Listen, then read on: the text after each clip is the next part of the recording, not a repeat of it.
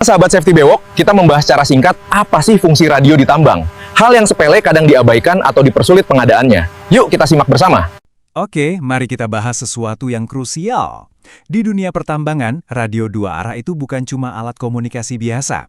Ini adalah perangkat keselamatan yang benar-benar bisa jadi pembeda antara hidup dan mati. Setiap panggilan, setiap laporan posisi, semuanya itu adalah bagian dari sebuah sistem besar yang menjaga kita semua tetap aman. Yuk kita bedah bareng-bareng gimana caranya menguasai disiplin vital ini. Nah, kita mulai dari prinsip yang paling fundamental dan nggak bisa ditawar. Anggap radio ini persis seperti helm atau sabuk pengaman Anda. Ini bukan aksesori buat gaya-gayaan, ini bukan pilihan. Ini adalah kewajiban mutlak sebelum unit Anda bergerak bahkan 1 cm pun. Pertanyaan yang cukup bikin merinding ya, karena kegagalan fungsi radio itu bukan sekedar gangguan teknis. Di area tambang, hening yang tiba-tiba di saluran radio itu bisa jadi awal dari sebuah malapetaka. Yuk, kita lihat seberapa besar taruhannya. Ini dia peta jalan kita untuk memastikan setiap hari kerja kita berakhir dengan selamat. Kita mulai dengan melihat taruhannya lewat sebuah studi kasus. Lalu kita bangun pertahanan pertama dengan pengecekan alat. Kita juga akan pelajari aturan main saat berkomunikasi, menyusun protokol darurat, memahami tanggung jawab kita bersama, dan kita kunci semuanya dengan dasar hukum yang berlaku. Coba bayangkan, Anda lagi ada di lokasi tambang, suara mesin alat berat bergemuruh di mana-mana, debu berterbangan, membatasi jarak pandang. Nah, di tengah kondisi ekstrem kayak gini, satu perangkat kecil di tangan Anda jadi penentu segalanya. Jadi, kita punya 2 unit alat berat yang sama-sama besar. Keduanya lagi bergerak, dan karena ada di tikungan tajam, atau blind spot, operatornya sama sekali nggak bisa saling lihat. Satu-satunya hal yang menghubungkan mereka dan menjaga mereka tetap aman adalah komunikasi radio. Mereka 100% bergantung pada itu. Dan disinilah bencana dimulai.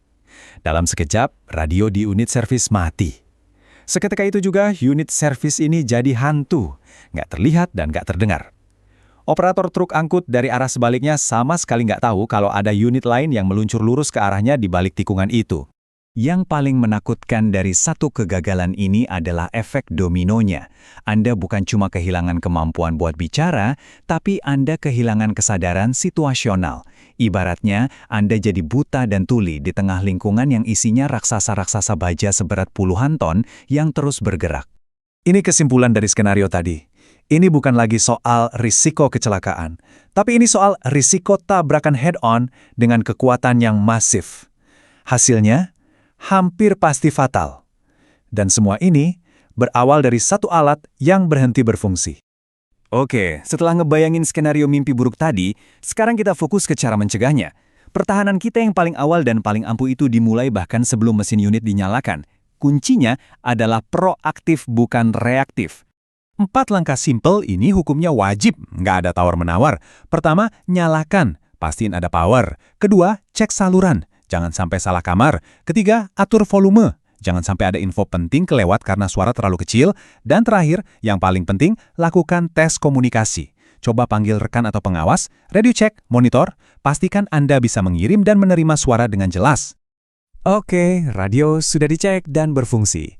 Sekarang, gimana cara kita pakainya? Ingat, saluran radio itu adalah area kerja profesional, bukan warung kopi buat ngobrol ngalor ngidul. Disiplin saat berkomunikasi itu sama pentingnya dengan kondisi fisik radionya. 3 kata ini harus jadi mantra Anda. Jelas, artinya gunakan bahasa yang standar dan mudah dimengerti. Singkat, langsung ke inti pesan, jangan bertele-tele. Dan tepat, sampaikan informasi yang vital, lokasi Anda, tujuan Anda, atau bahaya apapun. Contohnya, servis truk 05, dari workshop menuju pit A, monitor. Simpel kan? Beda banget sama, bro, gua mau ke pit A nih ya. Bedanya kelihatan jelas banget kan? Komunikasi yang benar itu fokus pada keselamatan, laporan posisi, info bahaya, instruksi kerja. Di sisi lain, penggunaan yang salah itu yang rumpi, yang bikin frekuensi jadi sibuk, pesan yang nggak jelas, atau ngobrolin hal yang nggak penting.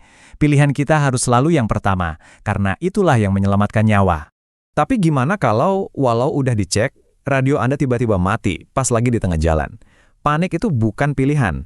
Yang kita butuhkan adalah protokol yang jelas, yang udah kita latih, dan ada di luar kepala. Ini prosedur penyelamatan diri Anda. Pertama, langsung berhenti. Jangan nekat bergerak dalam kondisi buta. Kedua, nyalakan lampu sinyal atau hazard, biar unit lain tahu Anda ada masalah. Ketiga, lapor ke pengawas, bisa lewat telepon kalau ada sinyal, atau tunggu bantuan datang. Dan yang terpenting, tunggu. Jangan bergerak satu jengkal pun. Coba kita ingat lagi deh, kenapa protokol ini sangat vital? Setiap poin di sini, tabrakan antar alat berat, insiden di persimpangan, kecelakaan saat bermanuver, semuanya adalah konsekuensi nyata yang bisa terjadi kalau kita mengabaikan prosedur komunikasi dan tanggap darurat. Perlu diingat, keselamatan komunikasi ini bukan cuma tanggung jawab satu orang operator saja. Ini seperti sebuah rantai tanggung jawab, di mana setiap mata rantainya harus sama-sama kuat, dari operator di lapangan sampai manajemen di kantor. Strukturnya jelas kan? Operator bertanggung jawab buat pengecekan harian dan disiplin saat pakai radio. Pengawas memastikan semua anggota tim patuh dan cepat lapor kalau ada alat yang rusak. Dan manajemen di tingkat atas punya tanggung jawab fundamental untuk menyediakan peralatan yang andal dan terawat.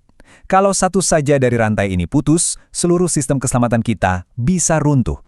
Semua yang sudah kita bahas tadi, prosedur, disiplin, tanggung jawab, ini semua bukan sekedar saran atau best practice loh.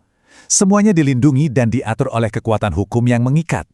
Apa yang Anda lihat di layar ini bukan sekedar nomor peraturan biasa, ini adalah payung hukum yang melindungi Anda dan saya. Peraturan-peraturan ini secara tegas mewajibkan adanya sistem komunikasi yang andal di semua aktivitas pertambangan. Artinya, patuh pada aturan ini bukanlah pilihan, tapi kewajiban hukum demi keselamatan kita bersama. Pada akhirnya, semua bermuara pada angka ini. Cuma butuh satu panggilan terlewat, satu radio yang rusak, atau satu momen kelalaian untuk memicu kecelakaan fatal. Cuma butuh satu kesalahan. Inilah inti dari semuanya. Setiap kali Anda berkomunikasi dengan jelas dan tepat, itu adalah tindakan proaktif untuk melindungi diri sendiri dan semua rekan kerja di sekitar Anda. Ingat, keselamatan bukan cuma tugasnya tim K3, tapi tanggung jawab pribadi setiap individu yang memakai helm di lokasi tambang. Sebagai penutup, saya ingin meninggalkan Anda dengan satu pertanyaan untuk direnungkan. Coba lihat cara kerja Anda, lihat tim Anda, dan tanyakan pada diri sendiri. Apakah disiplin komunikasi kita sudah menjadi benteng pertahanan yang kokoh, atau jangan-jangan masih ada celah yang bisa jadi titik lemah? Jawabannya ada di tangan kita semua setiap hari.